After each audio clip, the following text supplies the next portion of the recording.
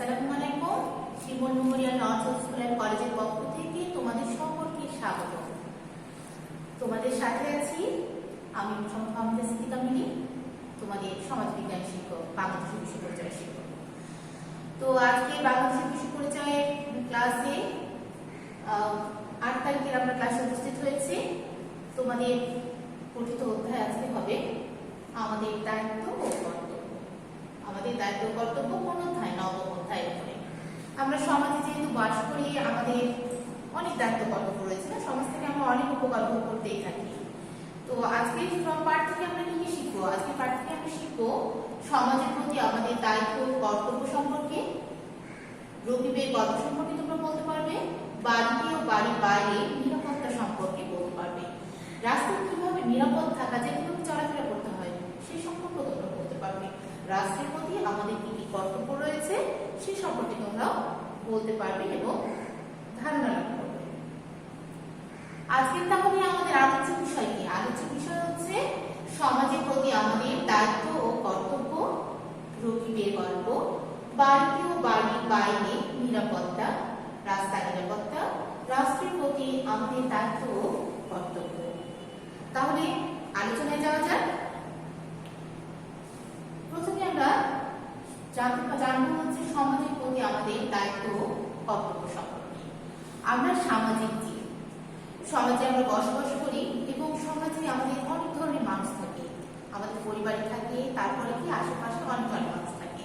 তাহলে এই তাদের ভিতরে ছোট ছোট শিশু রয়েছে, তাহলে কি করবো? আমরা ছোটদের ভালোবাসবো এবং তাদের কি করবো? দেখাশোনা করবো। আমরা যদি ছোটদের ভালোবাসি তাহলে কি হবে? তাদেরকে কোনো কাজের প্রয়োজনে শুধরাতে পারবো আমরা, এবং ভালো না বাসলে কথা শোনে না ছোট বাচ্চারা। ছোট বাবুদেরকে ভালোবেসে কোনো উপদেশ দেওয়া যায়, কোনো কিছু শোনানো যায়, এবং তারা যেন কোনো ভুল না করে বা কোনো ক্ষতি না হয়ে যায় তাদের, তার জন্য কি করতে হবে? তাদের দেখাশোনা করতে হবে।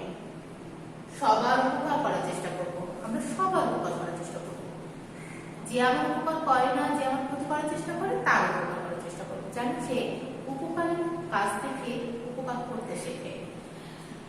কারোর ক্ষতি না করা, কারোর ক্ষতি করবো না, অবশ্যই করবো না, এবং যে আমার ক্ষতি করে তাকে বোঝানোর চেষ্টা করবো যে ক্ষতি করতে হয় না। ক্ষতির বদলে যদি আমি কারোর ক্ষতি করি তাহলে বিশৃঙ্খলা সৃষ্টি হবে, শান্তি ফিরে আসবে না। যার জন্য ক্ষতি তো করবোই না, এর যদি কোনোভাবে তাকে বোঝাতে না পারি তাহলে আমরা আইনে সহায়তা নেব। সমাজের নিয়ম কানুন মানা, সমাজে শান্তি শৃঙ্খলা বজায় রাখার জন্য সমাজের মানুষ যাতে সঠিকভাবে বেঁচে থাকতে পারে, শান্তির সাথে বেঁচে থাকতে পারে, তার জন্য কিছু নিয়ম কানুন রয়েছে। এই নিয়ম কানুনগুলো কি করতে হবে? আমাদের মেনে চলতে হবে, আমরা মেনে চলব।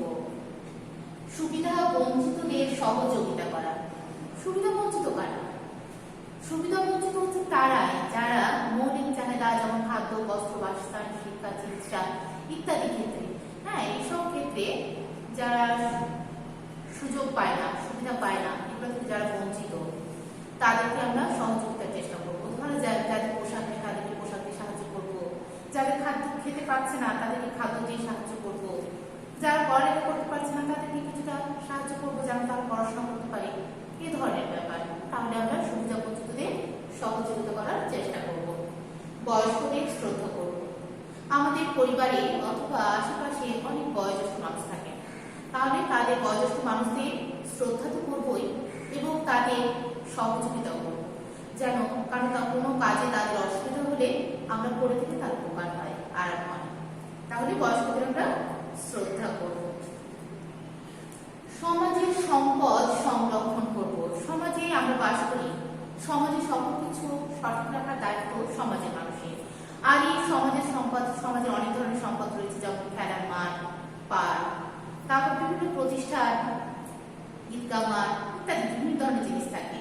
তাহলে এই সম্পদগুলো কি আমাদেরকে সংরক্ষণ করতে হবে। রাস্তাঘাটও সমাজের সম্পদ, রাস্তাঘাট যাতে নষ্ট না করে, কেউ ভেঙে না ফেলে, সেটাও খেয়াল রাখতে হবে। তাহলে সমাজের সম্পদ সংরক্ষণে আমরা খেয়াল রাখবো। রাস্তায় নিরাপদ থাকা। রাস্তায় আমাদের সবসময় সর্বক্ষণ চলাচল করতে হয়, তাহলে রাস্তায় নিরাপদ থাকার যে সকল নিয়মকানুন রয়েছে সেগুলো আমাদের জানতে হবে, এবং কি আমরা নিয়মগুলো মেনে চলবো তো? আচ্ছা, সাবধান থাকা। অপরিচিত মানুষ আমাদের আশেপাশে থেকেই থাকে। এখন অপরিচিত মানুষ যদি আমাদেরকে কোনো কিছু খেতে দেয়, আদর করে কোনো কিছু বলে, তাহলে তার কাছে চলে যাবো আমরা? না, চলে যাব না। অপরিচিত মানুষ থেকে সাবধান থাকতে হবে, কারণ অপরিচিত মানুষের অনেক সময় অনেক খারাপ ধারণা থাকতে পারে মানুষ সম্বন্ধে, বা কোনো কিছু অপকার করার একটা পরিকল্পনা থাকতে পারে। তাহলে যাতে আমরা ওই পরিকল্পনা মাফিক তার বিপদে না করি, তার জন্য আমাদেরকে সাবধান থাকতে হবে। তোমাদের বইয়ে তোমরা একটা গল্প পড়েছো। কি গল্প? রকিবের গল্প। রকিবের গল্পে কি হয়েছে? রকিব একদিন বাড়ি থেকে বের হলো একা বিকালবেলায় খেলার জন্য। তারপরে কি হলো? সন্ধ্যা হয়ে গেল, সে বাড়ি ফিরলো না। বাড়ি ফেরার পর সন্ধ্যার পরে যখন বাড়ি ফিরছে না, মা বাবা তো খুবই চিন্তিত। এখন মা বাবা যখন দেখছে যে আসছেই না, তখন কার আশ্রয় নিল? পুলিশের কাছে গেল, পুলিশকে জানালো। পুলিশ 10 দিন পরে হচ্ছে রকিবকে উদ্ধার করলো। কোথা থেকে? এক গ্রাম থেকে। এবং পরে জানতে পারলো যে রকিবকে দুইজন ব্যক্তি, অপরিচিত ব্যক্তি আইসক্রিম খাইয়ে অজ্ঞান করে দিয়েছিল, এবং অজ্ঞান করার পরে তাকে এই যে ফেলে রেখে গেছে, এবং তার মা বাবার কাছ থেকে 10 লক্ষ টাকা মুক্তি প্রদান করেছিল। তাহলে রকিবের গল্প থেকে আমি কি কি জানলাম? জানি রকিব কোথায় একা খেলার জন্য বাইরে গিয়েছিল। আমরা কি একা খেলার জন্য বাইরে যাবো? একা গেলেও মা বাবাকে জানিয়ে যাবো, এবং এত দূরে যাবো না যে হচ্ছে বিপদ হতে পারে। তাহলে অপরিচিত লোকের কাছে আইসক্রিম খেয়েছিল। অপরিচিত লোক আইসক্রিম দিলে আমরা খাবো না। অপরিচিত লোক কোনো কিছু দিলে আমরা খাবো না, কারণ এই যে আইসক্রিম খেয়েছিল অপরিচিত লোকের কাছ থেকে, তার আইসক্রিমে সে ঘুমের ওষুধ, অজ্ঞান করা ওষুধ মিশিয়েছিল। এরকম আরো অন্য ধরনের বিপদ হতে পারে, যার জন্য অপরিচিত লোক থেকে আমাদের সাবধান থাকতে হবে। কতদিন পরে পুলিশ তাকে উদ্ধার করেছিল? 10 দিন পর। কোথায় থেকে? এক গ্রাম থেকে উদ্ধার করেছিল। হ্যাঁ, তারপরে মা বাবার কাছ থেকে কত লক্ষ টাকা মুক্তিপণ চেয়েছিল? 10 লক্ষ টাকা। এই মুক্তিপণ মানে কি তোমরা জানো? মুক্তিপণ মানে হচ্ছে যে তাকে ধরে নিয়ে গিয়েছিল, তাকে মুক্তির জন্য, তাকে ছাড়াবার জন্য কি দিতে হবে? তারা দাবি করেছিল 10 লক্ষ টাকা দিতে হবে রকিবের পরিবারের কাছ থেকে।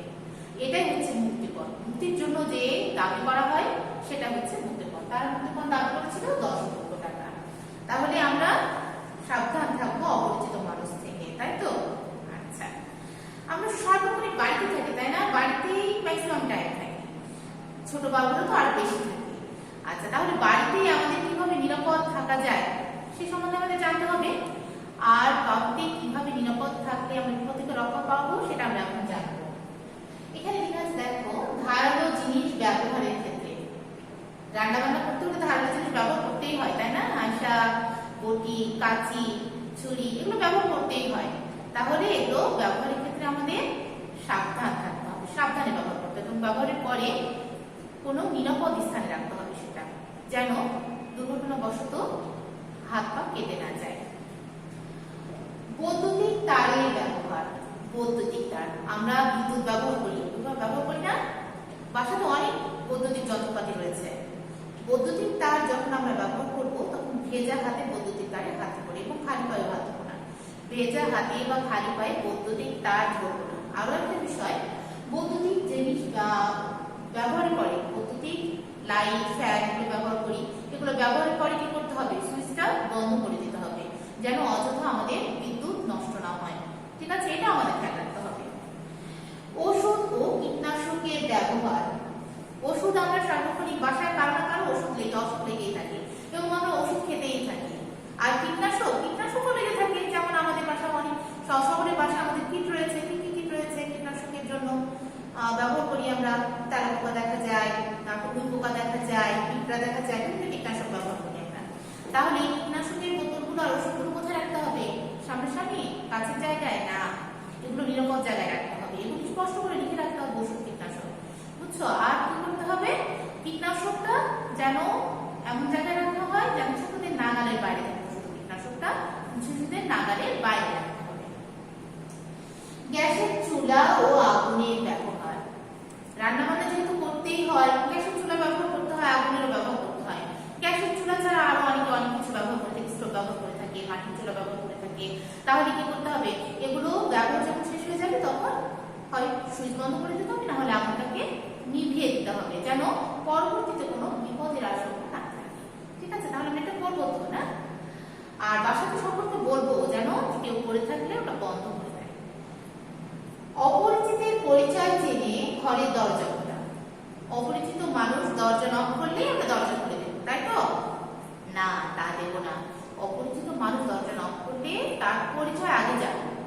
যদি আমাদের পরিচিত ব্যক্তি হয় তাহলে দরজা করবো, আর অপরিচিত ব্যক্তি হলে অবশ্যই দরজা করবো না। যদি পিড়াপিড়ি করে তাহলে কি হবে? বড়দের জানাবো, বাসার বড়দের, বাসায় যদি কেউ না থাকে পাশের মানুষকে জানানোর চেষ্টা করবো, তাই না? এটা করতে হবে। আচ্ছা, বাড়িতে প্রাথমিক চিকিৎসার বাক্স রাখা। প্রাথমিক চিকিৎসার বাক্স তো রাখতেই হবে, আমাদের হাত পা কাটাকাটি ছেঁড়া হতেই থাকে, তাই না? তাহলে বলে আমরা কি করি? সরাসরি ডাক্তারের কাছে যাবো না, আমরা সরাসরি ডাক্তারের কাছে যাবো না। আমাদের প্রথমে প্রাথমিক চিকিৎসা নিতে হবে, মানে ডাক্তারের কাছে যাওয়ার পূর্বেই প্রথমে যে চিকিৎসা নেওয়া হয় কিছুটা রোগীর উপশম করার জন্য, কষ্ট উপশম করার জন্য, সেটা হচ্ছে প্রাথমিক চিকিৎসা। তাহলে রোগীর কষ্ট উপশম করার জন্য আমাদের প্রাথমিক চিকিৎসার বাক্স রাখতে হবে। এখন বাক্সে কি কি থাকতে হবে এটা আমরা জেনে নিই। বাক্সে থাকবে তুলা লাগবে, কেটে গেলে বা ছিঁড়ে গেলে তুলা দিয়ে মুছতে হবে। ব্যান্ডেজ করতেও লাগে, ব্যান্ডেজ লাগবে। জীবাণুনাশক লাগবে, জীবাণুনাশক কেটে গেলে জীবাণুনাশক দিতে হয়। থার্মোমিটার তো লাগবেই, আমাদের জ্বর আসতে পারে যখন তখন, এবং ডাক্তারের কাছে গেলে ডাক্তার বলে কতক্ষণ পর জ্বর এসেছিল, কত টেম্পারেচার ছিল, এগুলো আমাদের কাছে জানতে চাই, তাই না? তাহলে কি করতে হবে? থার্মোমিটারটা থাকতে হবে এবং থার্মোমিটার দেখাও জানতে হবে। থার্মোমিটার থাকতে হবে তাহলে প্রাথমিক চিকিৎসার বাক্সে। এবং কাঁচি, এই যে ব্যান্ডেজ কাটার জন্য কি দরকার? কাঁচির দরকার হয়। ব্যান্ডেজ আটকানোর জন্য টেপের দরকার হয়।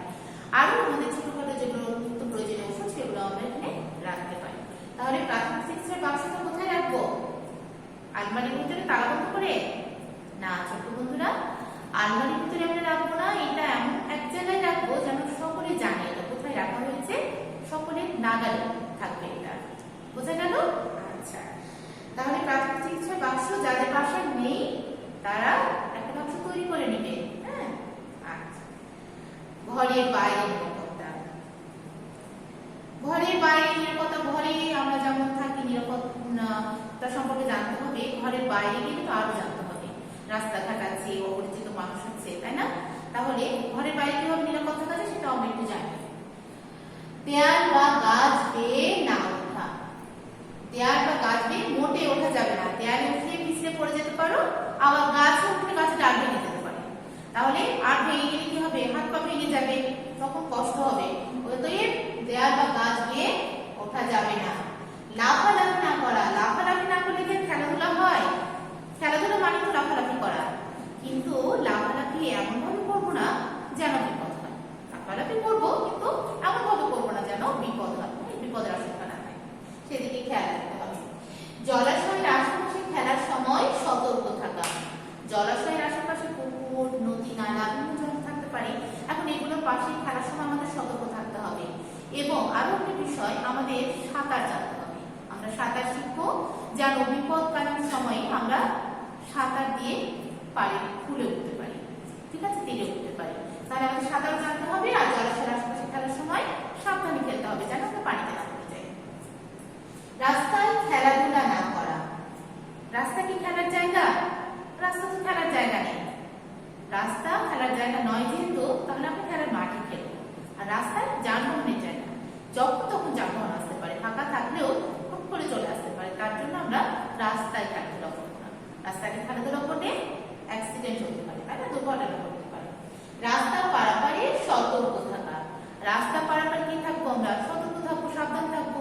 কিভাবে রাস্তায় চলাচল করতে হবে তার নিয়মগুলো আমরা জানবো, জেনে নিবো তো না? আচ্ছা, তাহলে আমরা একটু পরে জানবো। এখানে আমরা একটা ছবি দেখতে পাচ্ছি। ছবিতে দেখো এই বাবুটা হচ্ছে কি করেছে? প্রাচীরের উপর উঠেছিল, দেয়াল বেয়ে উঠেছিল এবং দেয়াল থেকে পিছলে পড়ে গেছে। এখন ও তো পড়ে গেলে তো আমরা আসলে মাজা ব্যথা পাবে, আবার পায়েও ব্যথা, পাও ভেঙে যেতে পারে, মাজাও ভেঙে যেতে পারে, তাই না? কোনো ফ্র্যাকচার হয়ে যেতে পারে। তাহলে আমরা এরকম কাজ করবো না, আমরা দেয়ালে উঠবো না। এখানে কি হয়েছে? এখানে এই যে গাছে উঠেছিল, গাছের ডাল ভেঙে পড়ে যাচ্ছে। এখানেও একই ঘটনা ঘটতে পারে, হয় হাত ভাঙবে, পা ভাঙবে, না হলে যে কোনো জায়গায় ব্যথা পাবে। তাহলে আমরা এগুলো করবো না, তাই তো? রাস্তায় নিরাপত্তা রক্ষা। তাহলে রাস্তায় তো আমাদের চলাচল করতেই হয়, স্কুলে যেতে হয়, আমাকে অফিসে যেতে হয়, চাকরির জন্য বেরোতে হয়, বাজারের জন্য বেরোতে হয়, বিভিন্ন কাজে আমাদের বাইরে বেরোতে হয়। তাহলে রাস্তায় যেটা আমাদের চলতে হয় সেটা কিভাবে নিরাপত্তা রক্ষা করতে হবে সেটা আমাদের জানা দরকার। রাস্তার মাঝখান দিয়ে না হাঁটা। রাস্তার মাঝখান দিয়ে আমরা হাঁটবো? হাঁটার জন্য তো ফুটপাত আছে না? ফুটপাত দিয়ে হাঁটতে হবে। আমরা তাহলে ফুটপাত দিয়ে হাঁটবো। ওভারব্রিজ ব্যবহার করা। আমাদের রাজধানীতে ওভারব্রিজ আছে তো? সাহেববাজার ব্যস্ত এলাকা, যেখানে খুব ব্যস্ত, দেখা যাচ্ছে রাস্তা পারাপারের মতো সময় পাওয়া যাচ্ছে না, জায়গা পাওয়া যাচ্ছে না, সবসময় যানবাহন চলাচল করে। সেই জন্য আমাদের সাহেববাজারে একটা ওভারব্রিজ রয়েছে। তাহলে যখন ব্যস্ত থাকাকালীন সময় কি করবো? আমরা ওভারব্রিজ দিয়ে চলাচল করবো। হ্যাঁ, ওভারব্রিজ দিয়ে রাস্তা পার হলে একটু কষ্ট হবে, কিন্তু এটা অনেক নিরাপদ। তাহলে ওভারব্রিজ দিয়ে চলাচল করে আমরা নিরাপদ থাকবো। রাস্তার দুপাশ দেখে জেব্রা ক্রসিং দিয়ে রাস্তা পার হয়। এই জেব্রা ক্রসিং আবার কি?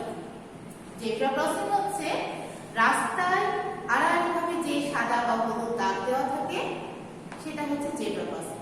সেখানে যখন ব্যস্ত হয় রাস্তায়, তখন জেব্রা ক্রসিং এর সামনে দাঁড়ালে গাড়ি থেমে যাবে, এবং গাড়ি থামলে যাত্রী রাস্তা পারাপার হবে।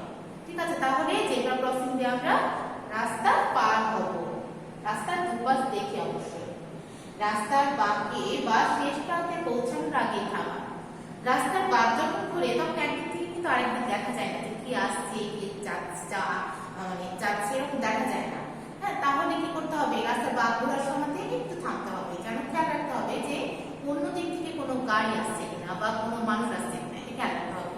তাহলে রাস্তার বাঁকে বা শেষ প্রান্তে ঠিক তাই পৌঁছানোর আগে আমাদের থামতে হবে। যানবাহন আসছে কিনা দেখা এবং শোনা। যানবাহন আসছে কিনা দেখবো তো, শুনবো কেন? শুনবো না? হর্ন বাজছে, দেখা যাচ্ছে আমি সামনের দিকে যাচ্ছি, আমার পিছন দিক থেকে হর্ন দিচ্ছে, তাহলে আমার খেয়াল রাখতে হবে যে আমাকে সাইড দিতে হবে বা আমাকে দ্রুত পার হতে হবে, তাই না? এটা খেয়াল রাখতে হবে। রাস্তায় চলাচল করার সময় আমাদের ইন্দ্রিয়গুলো আমাদের খোলা রাখতে হবে। হ্যাঁ, তাহলে যানবাহন আসছে কিনা দেখা এবং শোনা, এদিকে নজর দিতে হবে। যানবাহন আসতে দেখলে তা পার হতে দাও। তখন যানবাহন আসছে, একটু দূরে আছে, আমি তাড়াতাড়ি পার হয়ে যাই রাস্তাটা, তাহলে তাড়াতাড়ি পৌঁছে যাবো। তাই করবে না? তা করা যাবে না। আমার যদি তাড়া থাকে তাহলে বাসা থেকে আমি সময় নিয়ে বের হবো, কিন্তু যানবাহন আসতে দেখে আমরা পার হয়ে যাবো না, তাহলে কি হতে হবে? হতে পারে অ্যাক্সিডেন্ট হতে পারে, দুর্ঘটনা ঘটতে পারে। তাহলে যানবাহন আসতে দেখে হলে যানবাহন আগে যাবে, তারপরে তুমি পার হবে। ওকে, রাস্তা নিরাপদ হলেই সোজাসুজি রাস্তা পার হওয়া। রাস্তা যখন নিরাপদ মনে হবে, দুপাশ দেখে ডানে বামে দেখে, তখন তুমি রাস্তা পার হবে। ওকে, রাস্তায় দৌড়াদৌড়ি না করা। রাস্তায় দৌড়াদৌড়ি মোটেই করা যাবে না। রাস্তায় দৌড়াদৌড়ি করলে যানবাহন চলে আসলে যে কোনো সময় দুর্ঘটনা ঘটতে পারে, তাই না? মৃত্যুরও কারণ হতে পারে এটাতে। তাহলে আমরা রাস্তায় দৌড়াদৌড়ি করবো না। আমরা এখানে একটা ছবি দেখতে পাচ্ছি, তাই না? এখানে লেখা আছে এই যে ওভারব্রিজ। হ্যাঁ, এইরকম আমাদের ওভারব্রিজ সাহেববাজারে আছে। ওভারব্রিজ দিয়ে রাস্তা পার হবো। ঠিক আছে, তাহলে আমরা এই রাস্তা দিয়ে না পারলে ওভারব্রিজ দিয়ে রাস্তা পার হবো। ওদিক থেকে এদিকে আসা যাবে, আবার এদিক থেকে ওদিকে যাওয়া যাবে। আবার এখানে দেখো যে হলুদ রঙের আড়ালে দাগ দেওয়া আছে। দুপাশে ভালো করে দেখে নিয়ে যেখানে জেব্রা ক্রসিং আছে সেখান দিয়ে রাস্তা পার হবো। তাহলে এই জেব্রা ক্রসিং দিয়ে রাস্তা পার হবে। গাড়িগুলো এখানে থেমে আছে, যেহেতু যাত্রী পারাপার হচ্ছে, তাই না? তাহলে এখান দিয়ে আমাদের রাস্তা পার হতে হবে জেব্রা ক্রসিং দিয়ে। এখানে ফুটপাতে, যে ফুটপাত দিয়ে হাঁটছে অনেক মানুষ, রাস্তার মাঝখান দিয়ে না হেঁটে ফুটপাত দিয়ে হাঁটবো।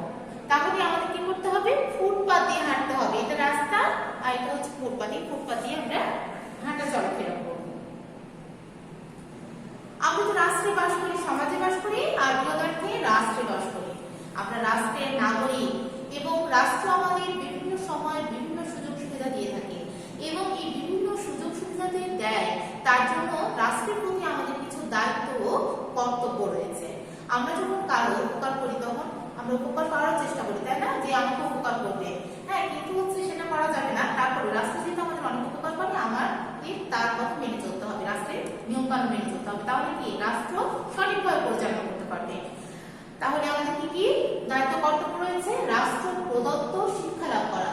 রাষ্ট্র যে আমাদেরকে শিক্ষা দান করে সেটা আমরা লাভ করবো এবং সেই শিক্ষা মেনে চলবো, সেই শিক্ষা অনুযায়ী চলবো। রাষ্ট্রের প্রতি অনুগত থাকা, রাষ্ট্রের শাসন আমরা মেনে চলবো এবং রাষ্ট্রের স্বার্থকে সবার উপরে গুরুত্ব দেব। আগে রাষ্ট্রের কথা, তারপরে অনুসরণ। ঠিক আছে, আমরা যেহেতু রাষ্ট্রের নাগরিক, রাষ্ট্রের উপরে এই দায়িত্বটা আমাদের অবশ্য কর্তব্য। আইন মেনে চলা, আইন রাষ্ট্রকে সঠিক ও সুন্দরভাবে পরিচালনা করার জন্য বিভিন্ন ধরনের আইন কানুন রয়েছে এবং এই আইন কানুন যদি আমরা না মেনে চলি তাহলে কি হবে?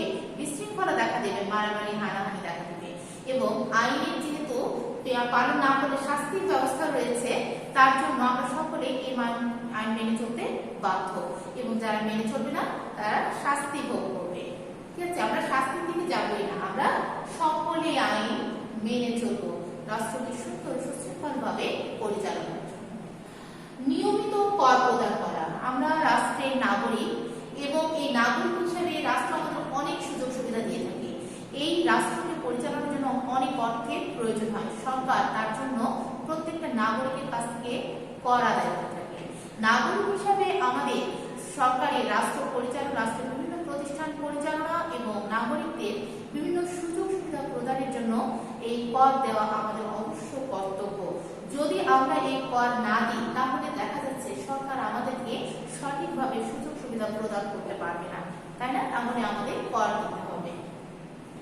ভোটদান, আমরা যেহেতু রাষ্ট্রের নাগরিক, রাষ্ট্রের নেতা নির্বাচন করাও আমাদের একটা দায়িত্ব। তাহলে রাষ্ট্রের নাগরিক হিসেবে প্রত্যেকে 18 বছর বয়স হলে ভোট দিতে হবে। ভোট, আমার ভোট আমি দেবো, যাকে খুশি তাকে দেবো, তাই তো না? আমরা সুযোগ্য নেতা নির্বাচন করে আমরা ভোট প্রদান করবো। ভোটের কথা কাউকে একে অপরকে জানাবো না, কিন্তু ভোট অবশ্যই দিতে হবে। ভোট দেয় নাগরিকের দায়িত্ব কর্তব্যের মধ্যে পড়ে।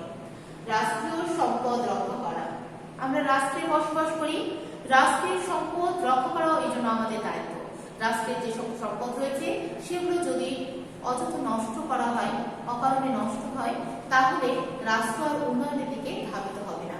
রাষ্ট্রে যদি পুরনো জিনিসকে বারবার ঠিক করতে হয় তাহলে নতুন কিছু করবে কি করে, তাই না? তাহলে পুরনো জিনিসে যেন খরচ না করতে হয়, নতুনের দিকে যেন অগ্রসর হতে পারে, নতুনের উন্নয়নের দিকে যেন ধাবিত হতে পারে, তার জন্য কি করতে হবে? রাষ্ট্রের সম্পদ আমরা রক্ষা করব, যেন আমাদের দেশকে আমরা উন্নতির শিখরে নিয়ে যেতে পারি। এখানে আমরা একটা ছবি দেখতে পাচ্ছি, এটা হচ্ছে জাতীয় সংসদ ভবন। এটা হচ্ছে জাতীয় সংসদ ভবন। কোথায় অবস্থিত? এটা বাংলাদেশের রাজধানী ঢাকায় অবস্থিত। এটা হচ্ছে আইনসভা। ঠিক আছে, আচ্ছা, তাহলে ছোট্ট বন্ধুরা, আজ আমরা ক্লাসের শেষ পর্যায়ে চলে এসেছি। তোমরা কতটুকু ক্লাস থেকে আয়ত্ত করতে পারলে এখন আমি সেটা দেখব। তোমরা সকলে আমার প্রশ্নের উত্তর দেওয়ার চেষ্টা করবে। ঠিক আছে, সকলে উত্তর দেওয়ার চেষ্টা করবে। গ্যাসের চুলা ব্যবহারের পর কি করা উচিত? গ্যাসের চুলা ব্যবহারের পর জ্বালিয়ে রাখা উচিত, তাই তো? না, জ্বালিয়ে রাখা উচিত নয়। কি করতে হবে? বন্ধ করে দিতে হবে। না বন্ধ করলে যে কোনো সময় যে কোনো ভাবে দুর্ঘটনা ঘটতে পারে। হ্যাঁ, তাহলে গ্যাসের চুলা ব্যবহারের পর বন্ধ করে রাখা উচিত। আমাদের কোন ধরনের সম্পদ রক্ষায় গুরুত্বপূর্ণ ভূমিকা পালন করতে হবে? আমাদের কোন ধরনের সম্পদ? আমাদের সামাজিক সম্পদ যেমন রক্ষা করতে হবে, আর বৃহদার্থে আমাদের রাষ্ট্রীয় সম্পদ, তাহলে রাষ্ট্রীয় সম্পদ রক্ষা করতে হবে। হ্যাঁ, তাহলে আমাদের কোন ধরনের সম্পদ? রাষ্ট্রীয় সম্পদ রক্ষায় গুরুত্বপূর্ণ ভূমিকা পালন করতে হবে। অন্যান্য উন্নয়নশীল দেশের তুলনায় বাংলাদেশের সড়ক দুর্ঘটনার পরিমাণ কিরকম? অন্যান্য উন্নয়নশীল দেশের তুলনায় বাংলাদেশের সড়ক দুর্ঘটনার পরিমাণ অনেক বেশি। কেন এটা? আমাদের সচেতনতার অভাব। আমাদের বিভিন্ন ক্ষেত্রে অনিয়ম বিরাজ করে, নিয়ম নীতি মানা হয় না, যার জন্য এই সড়ক দুর্ঘটনার পরিমাণ বেশি। তাহলে আমাদের অবশ্যই সড়ক দুর্ঘটনার পরিমাণ কমাতে আমাদেরকে সড়ক বা ট্রাফিক আইন মেনে চলতে হবে। সমাজকে সুন্দর ও সুশৃঙ্খল রাখার দায়িত্ব কাদের? সমাজে যেহেতু আমরা বসবাস করি, তাই না, সমাজকে সুশৃঙ্খল রাখার দায়িত্ব আমাদের সকলের। রকিবকে কয়দিন পর পুলিশ উদ্ধার করেছিল? রকিবকে কয়দিন পর পুলিশ উদ্ধার করেছিল?